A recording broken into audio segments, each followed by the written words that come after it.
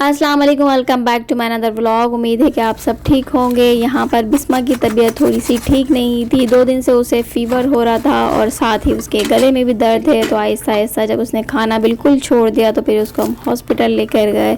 Drip वगैरह चढ़ी, फिर डॉक्टर ने दवा दी। तो सुबह सुबह नमाज के बाद फजर की 6 बजे वो चली गई थी अपने पापा के साथ और हॉस्पिटल में वहाँ पर उनकी ड्रिप चढ़ी। तो उसके बाद 10 बजे तक वो घर वापस आई। उस वक्त तक बिस्मा ने कुछ नहीं खाया था। तो घर आते ही उनको मैंने नाश्ता वगैरह कराया। साथ में यूसुफ़ के लिए मैंने ओट्स भी रख दिए थे और हाथ में उनके कैलूला वगैरह लगा हुआ था तो वो उनके निकाल दिया था।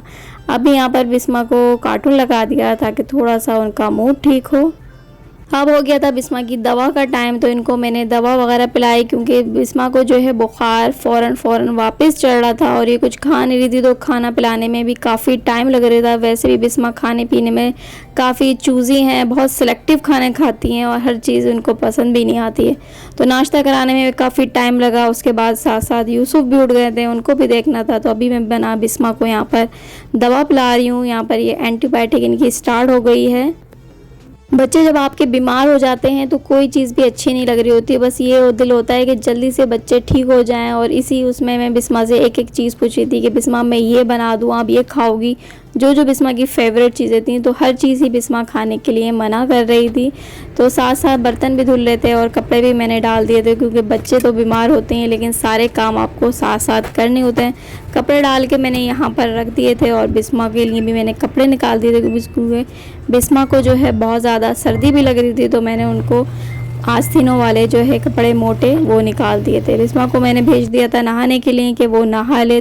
बिस्मा जब फ्रेश होकर आएंगी तो मैंने कहा कि कहवा बना देती हूँ क्योंकि गला मेरा भी ख़राब हो रहा था और बिस्मा का भी ख़राब था, साथ में नज़ला भी था। तो मैंने कहा अपनी भी थोड़ी सी टेक केयर पहले से कर ली जाए, वरना ये होता है कि जब बच्चे बीमार होते हैं उनकी टेक केयर करते करते आप भी थक जाते हैं और साथ में बीमार भी हो जाते हैं। तो यहाँ पर मैं कहवा बना रही हूँ। उसमें मैंने अदरक डाली है, लौंग डाली है और दालचीनी डाली है, साथ में मैंने ज़ीरा भी डाला है। बस इसको जस्ट बॉईल करना है। आजकल यहाँ पर वायरल ज़्यादा फैला हुआ है। बिस्मा मुझे बता रही थी कि मम्मा क्लास में काफ़ी लोग बीमार हुए हैं और बिस्मा के असेसमेंट भी चल रहे थे। तो असेसमेंट भी बिस्मा के स्टॉप करा दिए गए क्योंकि बिस्मा की तबीयत ठीक ही नहीं थी। वो कुछ पढ़ भी नहीं पा रही थी, ना कुछ खा रही थी। तो बिस्मा स्कूल नहीं जा रही थी। इन्होंने लगातार 3 दिन की छुट्टियाँ करी। तो अब इनके जो असेसमेंट रहते हैं वो मैं इनको बाद में कराने होंगे। इनकी अलग से प्रिपरेशन होगी दोबारा से। बिस्मा नहा धो के आ गई थी, फ्रेश हो गई थी। तो अब मैंने इनको दिया तो इन्होंने अच्छे से पी लिया था। आजकल वेदर भी चेंज हो रहा है तो ये बच्चों को बनाकर पिलाएं। और ये जब मैंने बनाया तो यूसुफ़ को लगा कि मैंने कोई जूस बनाया है तो वो भी ज़िद करने लगे कि मुझे भी फीडर में डाल कर दे। तो मैंने कहा अच्छी बात है कि आप भी पी लो, ये बहुत अच्छा है बच्चों को आजकल बना कर दें क्योंकि सर्दी गर्मी ऐसा मौसम यहाँ पर तो स्टार्ट हो गया है। बिस्मा आज स्कूल नहीं गई थी तो इनके भी यूनिफॉर्म मैंने वॉश कर दिया था, कपड़े धुल के आ गए थे। तो बस मैंने इनको फैला दिया था स्टैंड पे। कहवा थोड़ा सा स्ट्रॉन्ग होगा बच्चों के लिए। तो जब मैं बिस्मा को दिया था तो मैंने उसमें शहद डाल दिया था। अगर आप बच्चों के लिए बना रहे हैं तो थोड़ा सा शहद डाल दें ताकि वो अच्छे से पी लें। अब यहाँ पर मैं रोटियाँ बना रही थी तो ये देखें छोटे छोटे प्यारे से हाथ जो मेरे साथ रोटियाँ बना रहे हैं। इतने में मैंने देखा बिस्मा आकर कमरे में सो गई थी। यहाँ पर मैं आपके साथ सूप की रेसिपी शेयर कर रही हूँ। अगर आपको भी नज़ला बुखार खांसी हो रहा है तो इस तरीके की टेक केयर आप अपने लिए भी करें और अगर आपके बच्चे बीमार हैं तो उनका भी ख्याल रखें। तो उसके लिए बस मैंने चिकन ली थी। यहाँ पर प्याज ऐड करिए, गाजर ऐड करिए, लहसुन ऐड किए हैं, साथ ही नमक काली मिर्चें ऐड कर दीजिए और मिक्स करें और इसको जस्ट बॉईल करेंगे। जस्ट 30 मिनट्स तक मैं इसको बॉयल करूँगी। आगे की रेसिपी मैं आपको आगे दूंगी जब तक ये बॉयल हो जाए। उसके बाद यहाँ पर मैंने रोटियाँ बना ली थी और पतला पतला सा मैंने चिकन का शोरबा बना लिया था कि बिस्मा अच्छे से खा लेंगी। लेकिन बिस्मा जो है जब तक रोटियाँ वगैरह बनाना मैंने स्टार्ट करी थी बिस्मा सो गई थी तो बाकी हम सब ने खा लिया था। बिस्मा इस वक्त अभी सो गई थी तो मैंने कहा कि मनाल को इनके असेसमेंट की तैयारी करा दूँ। तो जब कहते हैं ना कि जब मुश्किल आती है तो एक साथ ही सारी मुश्किल आ जाती है। बिस्मा तो बीमार थी ही, सुबह से उनकी टेक केयर चल रही थी। लेकिन मनाल का आज उर्दू का पेपर था जो कि सबसे मुश्किल पेपर होता है मेरे लिए, मनाल के लिए। मनाल को उर्दू बहुत ज़्यादा मुश्किल लगती है, इसको समझाना और पढ़ाना एक बहुत ज़्यादा डिफ़िकल्ट टास्क हो जाता है मेरे लिए। तो बस साथ साथ उनकी पढ़ाई भी चल रही थी। इतने में मैंने बिस्मा को भी उठा दिया था कि बेटा उठ के कुछ खा लीजिए, क्योंकि बिस्मा को दोबारा से मुझे दवा देनी थी और इनको सूप वगैरह भी पिलाने की कोशिश करूँगी कि पी लें। अभी सूप बनाना है। अभी मैं इनको सिर्फ ओट्स खिला रही हूँ, उसके लिए ये तैयार हो गई थी। इन्होंने कहा था रोटी नहीं खानी तो ओट्स खा लूँगी, तो थोड़े से इन्होंने ओट्स खाए थे। गुड जॉब, वाह भी वाह, वेरी नाइस। ये यहाँ से यहाँ तक यूसुफ ने पूरी बैट ठीक करी, अपनी चाय की बोतल भी रखी।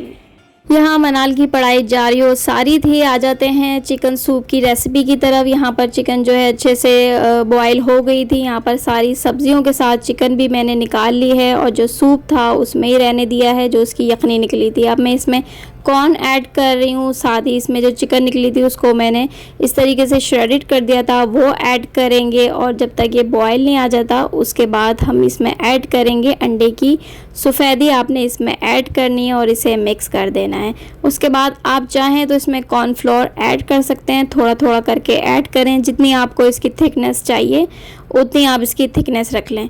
और आप अगर डाइट पर हैं तो आप इसको क्लियर सूप भी पी सकते हैं विदाउट एडिंग कॉर्नफ्लोर। तो यहाँ पर सूप रेडी हो गया था। मैं बिस्मा को यहाँ पर सूप पिलाने की कोशिश करूँगी और यहाँ पर बिस्मा की एक फरमाइश आ गई थी कि मम्मा पास्ता बना दें। अब बच्चा बीमार हो और वो कोई फरमाइश कर रहा हो और उस वक्त कुछ खा भी ना रहा हो, तो ऐसे में तो फ़ौरन आप खड़े हो जाते हैं कि हाँ बच्चा कुछ खाने के लिए मांग रहा है तो जल्दी से बना दें। तो मैंने जल्दी से इन लोग के लिए पास्ता बना दिया था और ये लोग पास्ता ऐसे ही खाते हैं, सादा सा, इसमें कोई चिकन कोई सब्ज़ी नहीं हो, बस केचप होना चाहिए।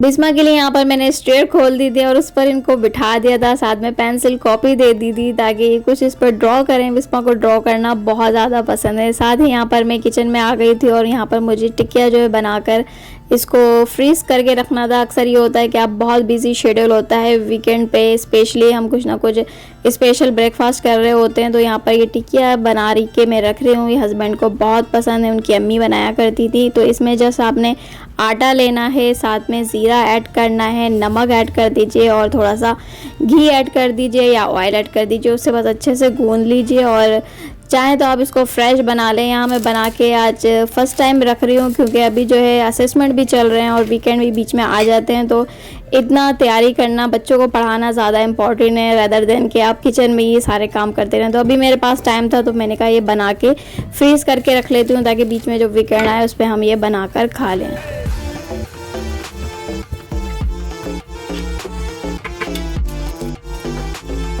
बस इस तरीके से एक एक करके मैं बनाती गई और नीचे प्लास्टिक रखती गई ऊपर नीचे, ताकि एक दूसरे से यहाँ पर ये पेस्ट ना हो। और आखिर वाले में मैंने सोचा कि थोड़ा सा ऑयल लगा दिया जाए कि उसकी वजह से ये कि आराम से निकल जाएगा और एक दूसरे से पेस्ट ही होगा।